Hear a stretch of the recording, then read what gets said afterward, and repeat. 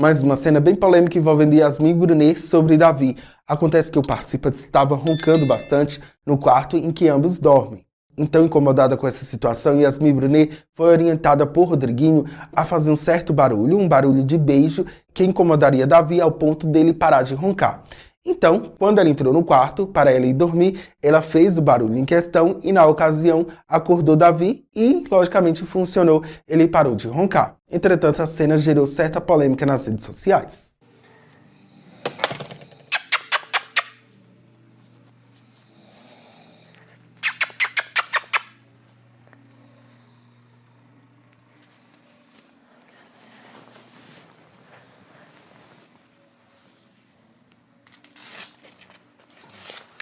Falando sobre Davi, quem se pronunciou sobre ele, saiu em defesa do participante, foi Domitila, participante da edição passada.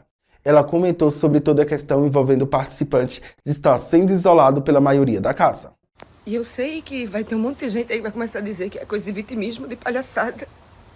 Mas é muito difícil assistir o que está acontecendo com o Davi agora na televisão. Não só na televisão, mas aqui no Instagram.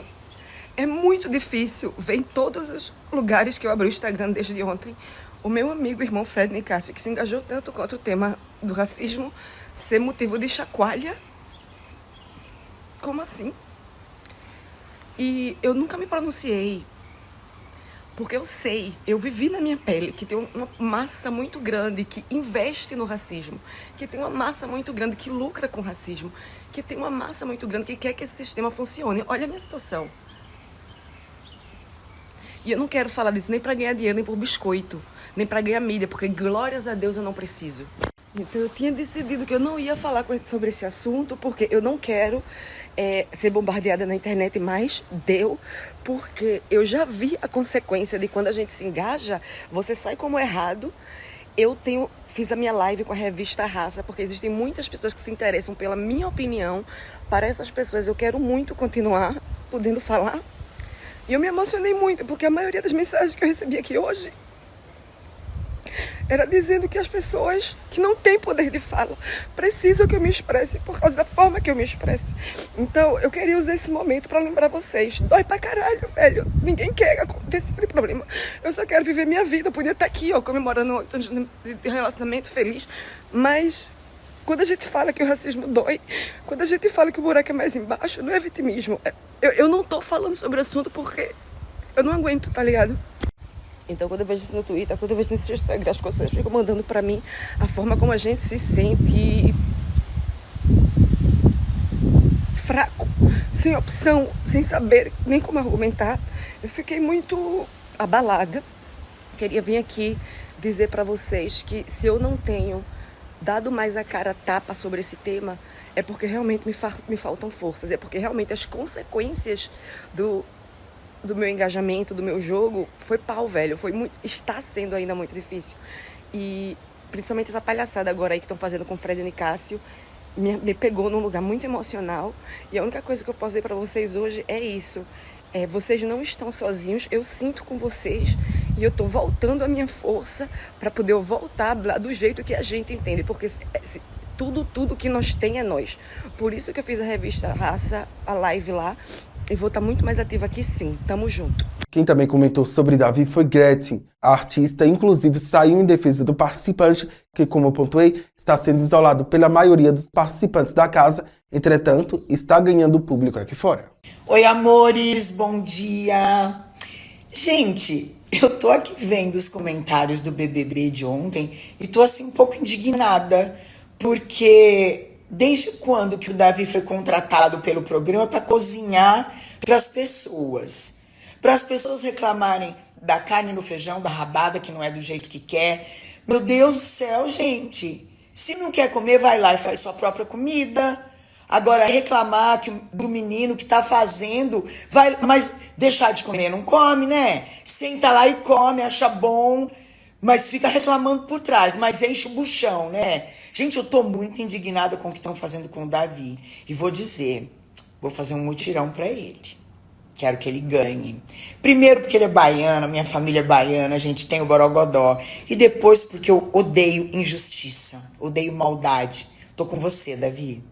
Quem também saiu em defesa de Davi foi Gil do Vigor. O ex-BBB também deu sua opinião a respeito da conduta de Davi dentro da casa e sobre esse efeito manada dos participantes, a maioria da casa, estarem isolando ele. Tá acontecendo os casos no Big Brother, né? Só que pra mim, gente, o que tá acontecendo lá dentro é um reflexo do que acontece aqui fora.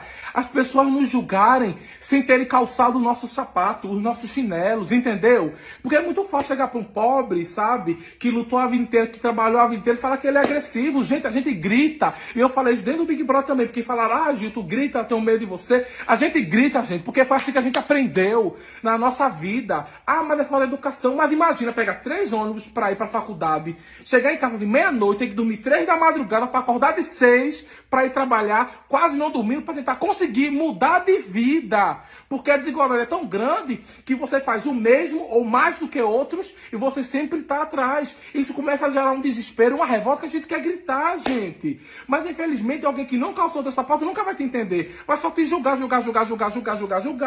Entendeu? E outra coisa assim, eu sempre falo muito pra gente tentar entender o seguinte, o pobre, gente, o pobre é desesperado, porque o pobre sabe que não tem oportunidade. A oportunidade, quando chega pro pobre, ele fica desesperado, ele quer agarrar. O meu primeiro emprego, quando eu saí de serviço geral, não era serviço geral, né? Eu limpava a caixa de gordura, fazia um monte de coisa.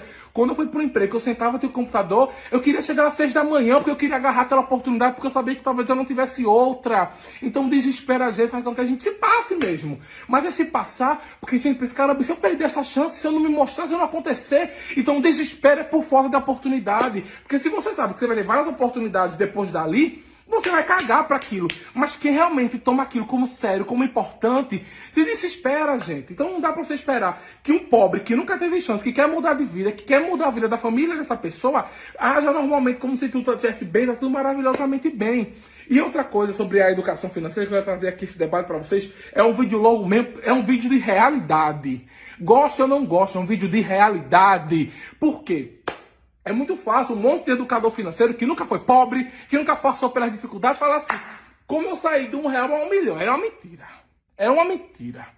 Porque ninguém vai começar todo mês colocando R$1 em investimento e vai ganhar em um ano, 6 meses, R$1 milhão. Eu vou logo a verdade aqui, que eu não vou mentir para agradar seu ninguém. Ai, Gil, mais um milagre? Mas não é assim, gente. Não é assim. Por que então eu vou investir, Gil? Porque o teu dinheirinho rendendo, só dele conseguir se transformar em um tempinho, um pouquinho mais do que ele é, já é bom pra tu. Qualquer R$1 para um pobre faz a diferença. Entendeu?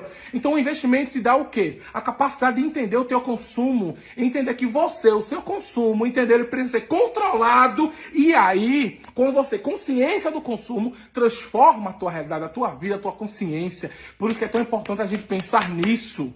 O brasileiro hoje em dia não quer mais estudar, não quer ler livro, não quer ver vídeos longos. Por quê? Porque a gente entrou, gente, num sistema muito diferente do que deveria ser o ótimo, a realidade. Então a gente tem que, às vezes, levar um choque de realidade na cara para entender as coisas. Então, eu não vou chegar aqui e vou prometer milagres para vocês, nem mentiras.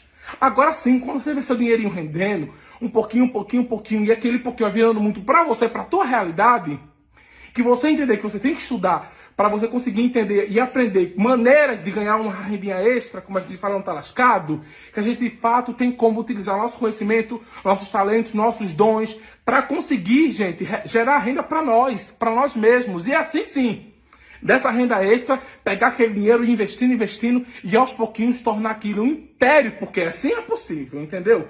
Então isso é educação financeira. Então vamos um pouquinho, gente, voltar para nossa realidade. Sabe? E fazer e acontecer, porque as coisas podem acontecer. Mas depende de você. Não dá pra ficar sentado, só olhando o Big Brother e falar, caramba, o que estão fazendo? Mas sendo que isso acontece todos os dias. E nós também, gente, a nossa revolta é através da educação. Tá entendendo?